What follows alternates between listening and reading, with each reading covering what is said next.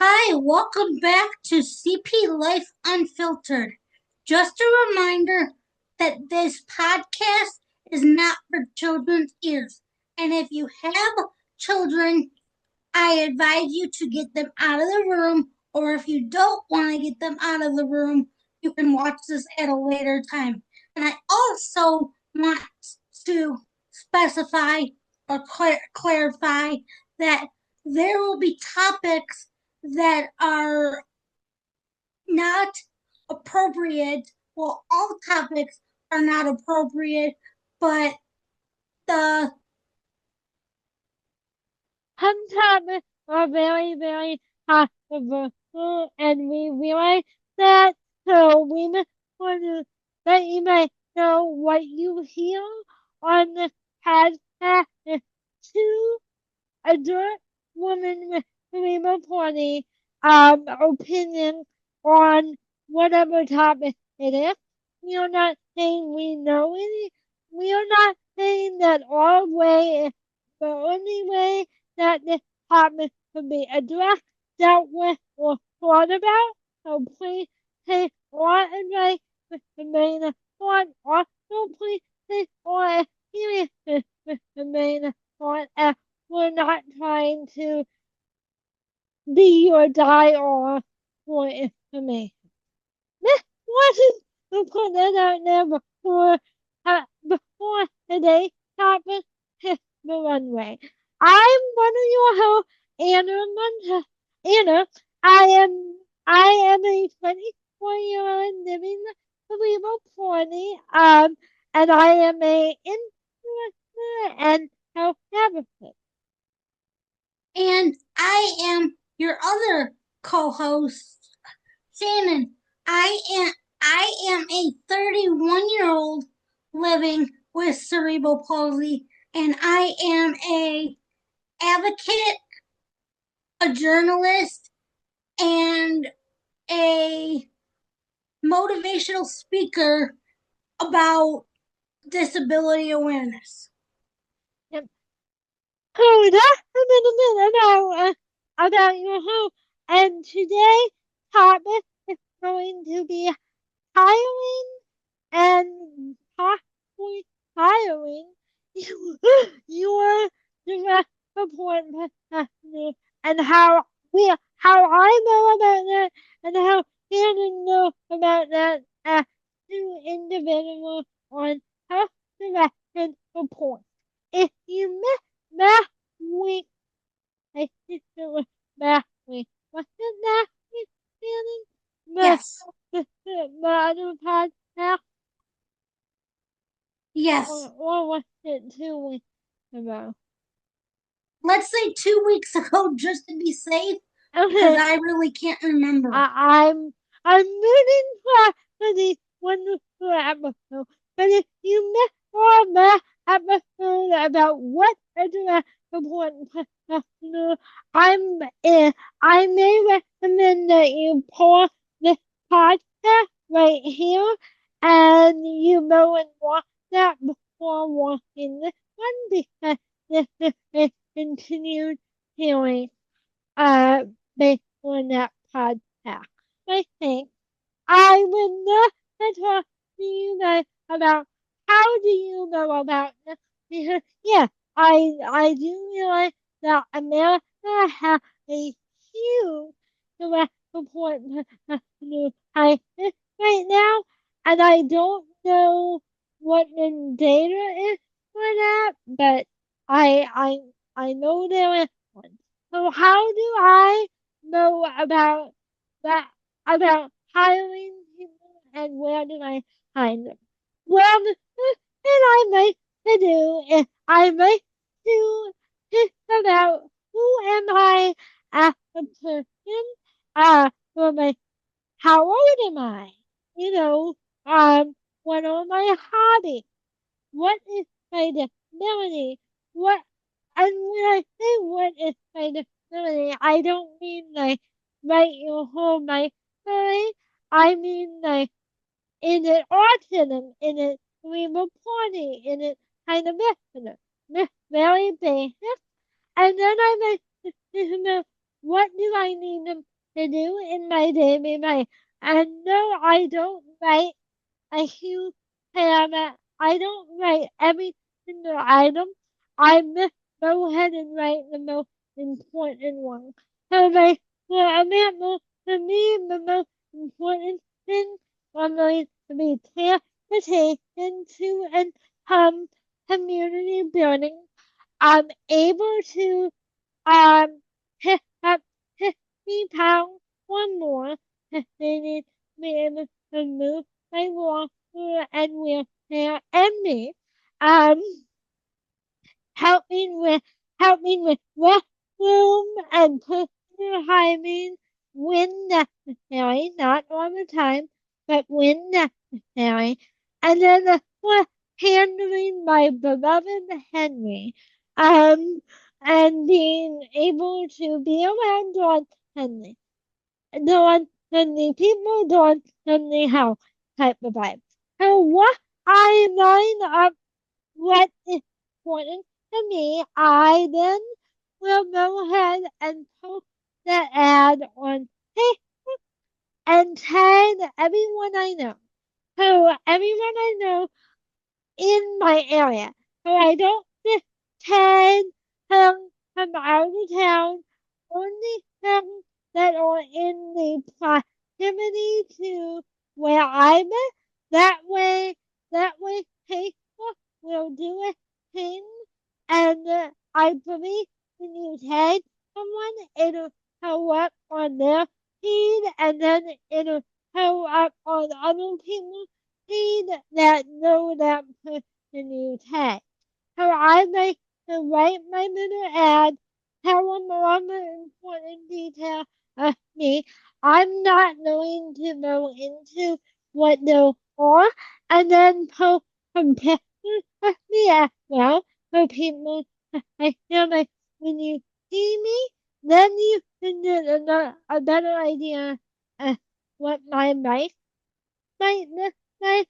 I sometimes post a picture of my wheelchair, me going to the coffee, all that stuff, and I put that into one ad on Facebook. Then I go ahead and I tag everyone who I know. Another awesome website that you can use to find DSP is on Handshake, and I'll put that in the description as well. And what Handshake does is it connects you with all the universities in your city so that you can hire university students to be your direct support professional. Um, so I usually write an ad to Facebook, then copy and paste the same ad into the Handshake website, and then I pick out the university that I want it to be posted at, and then the Handshake will also allow you to what's the word? Pick out the menu that you would like people to um pick out the menu that you would like people to have. So for me, I usually put occupation therapy, chemistry therapy, pre-med, medicine, nursing, and what that will do is it'll draw up a number of different applicants in the university system that you picked out. Um, okay, so that's kind of how I find them. I'm going to go into the interview process and all that in a second, but Shannon, do you want to talk about what your experience with finding people or how you plan to know about that when you... Yes. When I was younger, I had a fear of strangers. I know that probably sounds weird, but I had a fear of Dude, strangers. I have to hear me right now, and I we are a very valuable population. Yes. Finish? Yeah. Okay. I was very scared of strangers. So when I was younger, I was very attached to my mom. The joke is that my school used to have with my mom, and this is why it's called CP Unfiltered, is because my school told my mom cut the umbilical cord. Because I was so attached to my mom, they they kept telling her, Tracy, cut the umbilical cord. Tracy, cut the umbilical cord. My mom kept saying no. I want her to be my little girl forever. And so how I went about hiring is, of course, it's my grandma, but still, who cares that it's my well? Who cares that it's my grandma? My grandma had to go through everything that a DSP is supposed to do: background checks, drug testing, you name it. She went through it, and even though she's my grandmother, there's no exceptions for a family member to be a DSP or a DSP. If you are hiring somebody to be a DSP, whether they are family or whether they are strangers, I'm letting you know they have to go through the process, and that's what Yeah. my grandmother did. And my God bless my grandma. She's 87 years old, still caring for me. But basically, I'm caring for myself. The only reason why she is there is if I need something, or just to have, like Anna said in the beginning of this podcast, to, to have a second set of hands. Because Mm-hmm. with CP, one side is affected. And so was it easy to hire my grandma? Yeah, but at the same time, no, because No. it's not, it's not, it's, there's no exceptions for family. You have to go through the Right. entire process like everybody else. Right. And that's a good point. Here, and here on now. But yeah, I post on Facebook because I know people who are gonna apply, hypothetically apply for the permission posting will have to go through an entire process, not run by my family and not run by me. Yes, I do and the, and the interview, which I will talk to you in a minute about. But what I am done doing the interview is that I have to fill out all the paperwork and then submit paid to my Waiver. And before part of that paperwork is a huge background check and all that type of stuff. So yeah, there are constant taking that involved, in my opinion. Um, so after I post on Facebook, Go ahead. about huh? Wait a minute about wait a minute. Say something. Yes. Go ahead. I was also gonna mention that that I that even though she is a family member, I have to submit the paperwork to the county that I live in, and if the county doesn't think she's she's good, then the county will reject you. And you you have the ability to hire whoever you want. Yes, I like I said in the beginning of this section, I was terrified of people. I was terrified of people. I wanted my grandma. I wanted my mom. I, I, I wanted them. And now that I'm 31 and getting up there, I really think if something happened to my grandma and she couldn't take care of me, I would be mentally fine having a stranger. Right. Because I feel like you and I both know, yeah, or you and I both know that our Waiver will protect us. Because Yes. that is Bob to do. Hmm. So what I post that the narrative is about who I am and what my hobbies are and what I am looking for very basically. I then will allow people to message me or message me on Facebook, and when they do message me, I say hi, how are you? But, thank you for reaching out. I usually will ask them what their favorite hobbies are. If they have any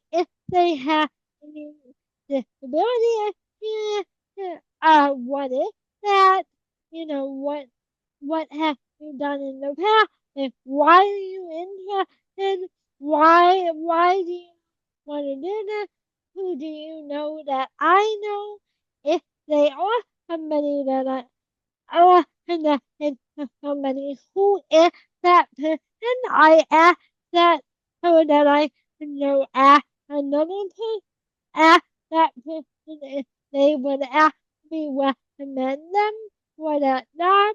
Then I will send a couple back and forth messages. Kind of like we are two hands trying to get to know each other. If you know that feeling, you know what I'm talking about. If I then hear like or text conversation is going well, I will then invite them to my home where I usually hand them a packet with my name on it and the heavy debby detail of what they're getting into. Usually I will say more detail about myself. This is when I will bring up my social media brand to them because I feel like by me being very public, it helps them know what they're getting themselves into. I realize that not everyone has the luxury of having an online diary, but if you can have something like that, I also let them meet my parents, meet my family, talk to them for a little bit. I will say when I am meeting new people, I always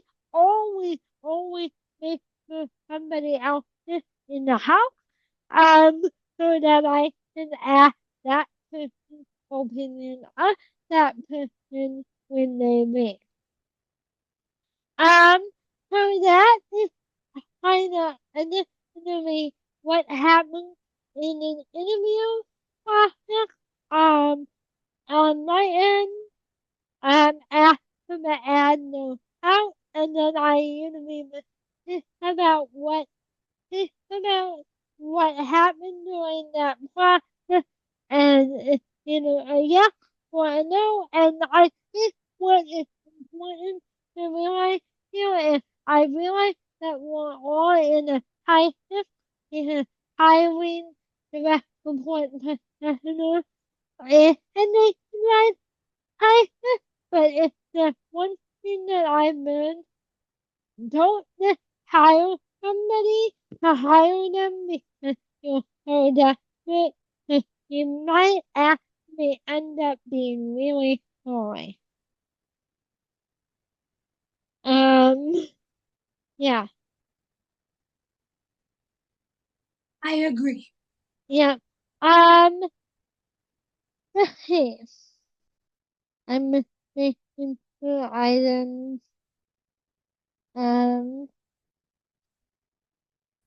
what makes a media team? I'm gonna put me out there. If somebody like honestly is new to this and may not know what to look for in a team, so I'm gonna go ahead and name some of my personal favorite place. Shannon, if you wanted to, that would be me. So, Okay. I'm my personal favorite place when listening to my atmosphere or their patient, their possible open to feedback, not afraid to learn, and hell to be around. And I think being hell to be around is really helpful because I am one person that doesn't like to make up tasks for you to do just because you are technically on the clock. You know, if I don't have an actual task for you to do, that doesn't mean that doesn't mean like just walk away. You know what I mean? Like you are still on the clock to assist me at any moment. But I am not going to always be able to entertain someone because I might be doing my personal work or something like that. So I think just being still to be around is really important. The relationship that you have with this person is key. You're not just hiring someone, you're bringing someone into your life that may potentially be there forever and ever and ever, or at least for a very long time. So if you have persistent do and don't would make and dislike, I would honestly be upfront about now because you're not who knows, you know. And then what are some of your traits for a good yeah, yeah, or what should someone be looking for during the hiring process? If somebody is hiring for a DSP, I would definitely say, um, make sure they're patient. Make sure they can transfer you. Mhm. If that my DSP slash grandma can still assist me, but what I what I would what I would what I, what I would do if I was looking to hire somebody, I would kindness, patience, gentleness. And I'm going to repeat again, gentleness. You never know what kind of disability you are working with, and if this person has fragile bones or fragile skin or you name it, be Mhm. gentle.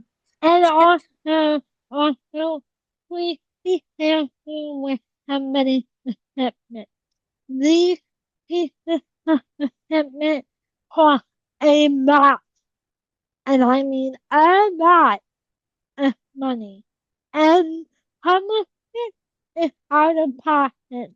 So, you know. Yes, I can completely second that. Be careful with equipment. You think a car costs a lot of money? Well, honey, I'm letting you know that um that equipment, whatever the equipment may be, walker, wheelchair, stroller, whatever, that costs a hell of a lot more money than a damn car. Right. And I think about it, right? Shannon and I were in the car. Well, you, Shannon, might be different, but we're in the car. I can't go out and help load my wheelchair, right? Like, I am literally in the car. So, like, I am relying on you knowing how to, you know, appropriately appropriately build my equipment so I don't want to constantly, worry about my equipment. For me, I really don't have to worry about my equipment being damaged because I have a handicapped vehicle with a ramp and I just roll my wheelchair up the ramp. So I sit in my chair while we drive, but really you have you have a you have a person and that you are in charge of drive the speed limit. I I Right, can I know this from experience with a family member, not my DSP, but another family member that drive the speed limit. You you never know right, what that person has or what that person doesn't have, just in case they don't tell you. Just keep in the back of your mind, if I was in this situation, would I want somebody to be driving like that? right. Or if I was in this situation, would I want somebody to be taking care of me like that? No, you would not. Yeah, and that's also a good point. Like, if you don't think, like, you need to tell these people, as I've been before, like, you well, hiring, well, a one way, like, I make let people know when I hire you, I'm hiring you for my today, right? Like, I'm not hiring you for even my a month from now or my a year from now. What I'm hiring you for is my today, meaning the equipment and the mobility I have today is what I have today. But I can't guarantee I'm gonna have that tomorrow, next month, next year, right? So I like to tell people, like, if you want, and I say this on the first interview ever, that way I try and avoid any mistakes. I say, if at any point you take this job and there's something that you can't do or don't feel comfortable doing, please tell me because I may be able to accommodate your request or figure out something different. But please do not tell me that something is, I'm sorry, please do, do not tell me something is wrong because, like I said, when I hire you for that moment in time. I don't expect you to be with me for life. I hope that makes too long, Mr. New, but it makes sense to me. So I hope this episode was helpful. I know it was a little bit all over the place, but I feel like it has some valuable tidbits in it, so that's good. If you have uh, any more questions about running a support team, please let me know. Let us know and we'll either comment back to you in a written comment or create a whole episode if the topic is good.